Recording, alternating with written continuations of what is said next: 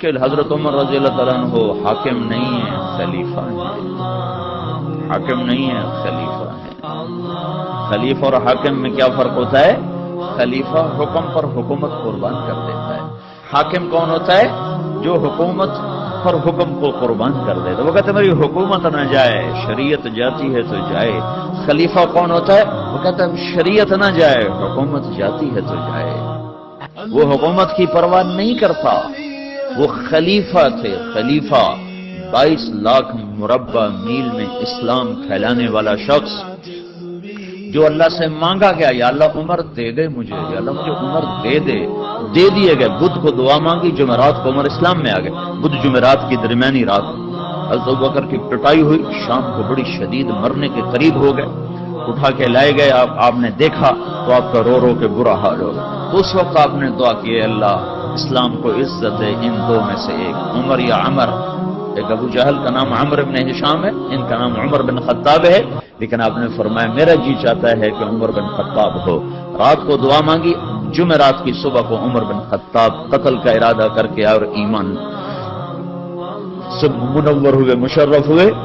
اور جب یہ ایمان لائے تو جبریل اتر آئے کہ یا رسول اللہ آپ کو خوشی ہو رہی عمر کے اسلام کی؟ آپ نے کہا بڑی، کا آسمان کے فرشتے بھی خوش ہو رہے، آسمان کے فرشتے بھی خوش ہو رہے۔ 10 برس حکومت کی۔ 10 سال کے بعد عبداللہ بن عمر بیٹے نے خواب دیکھا کہ پسینہ ایسے پہنچ رہے ہیں، یوں پسینہ پہنچ رہے ہیں۔ کہنے لگے ابا جان کیا ہوا؟ کہ بیٹا حکومت کا حساب دے کے فارغ ہوا ہوں، ابھی جان کا حساب باقی ہے۔ 10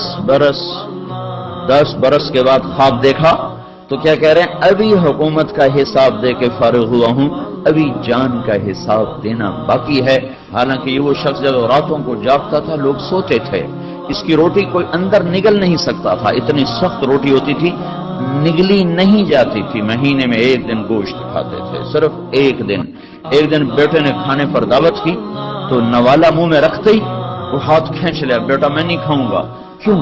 کہ 2 سالن ہے۔ کہ 2 کہاں ہے؟ گوشت ہے۔ کہنے تم نے گوشت میں گھی ڈالا ہوا ہے، گھی الگ سالن ہے، گوشت الگ سالن ہے۔ میرے نبی نے زندگی بھر گھی اور گوشت ملا کے نہیں کھایا۔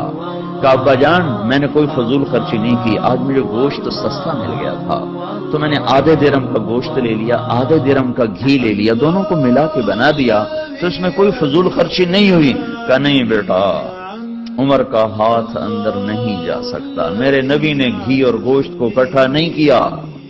ایسا شخص جو مظلوم کی فریاد سن کر یا لبیکا یا لبیکا کی صدائیں لگاتا ہوا مدینے کی گلیوں میں بے قرار ہو کے پھرنے لگ جاتا تھا، راتوں کو نگرانی کے لیے پھر رہا ہے، وہ عمر 22 لاکھ مربع میل میں سلطنت اور راتوں کو چکر لگ رہے ہیں۔ ایک بڑھیا ہانڈی چڑھا کے بیٹھی ہوئی ہے، بچے 3-4 رو رہے ہیں، چیخ رہے ہیں۔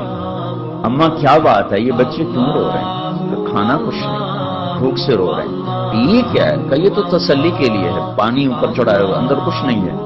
میرا اور عمر کا اللہ کے ہاں حساب ہوگا۔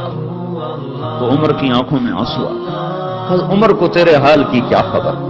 کہ تو ہمارا حاکم کیوں بنتا ہے اگر ہمارے حال کی خبر نہیں لیتا؟ یہ حکومت کر کے خوش ہوتے ہیں میں وزیر بن گیا، پاگل دنیا مبارک دیتی ہے، مبارک ہو جناب آپ وزیر بن گئے۔ تو عمر وہاں سے بھاگے، بیت المال سے سامان اٹھایا، بوری بھری، اپنے کمر پر اٹھانے لگے تو نوکر نے کہا میں اٹھا لوں، اسلم غلام میں اٹھا لوں۔ فرمایا قیامت کے دن بھی میرا بوجھ تم اٹھاؤ گے۔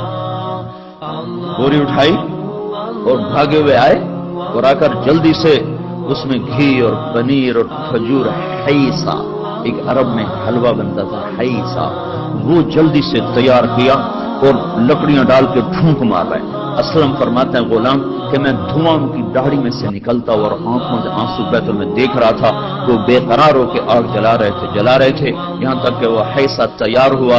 پھر آپ نے خود ڈوئی میں سے پلیٹوں میں ڈال کے بچوں کے آگے رکھا، پھر ایک طرف بیٹھ گئے ان کو کھاتا دیکھنے لگے۔ پھر وہ بچے ہنسنے کودنے لگے، پھر تھوڑی دیر بعد اٹھ کے چل دیے تو وہ عورت کہنے لگی کاش عمر کی بجائے تو امیر المومنین ہوتا۔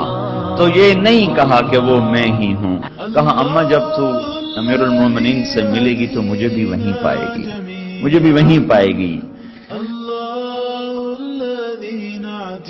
به جميعا. الله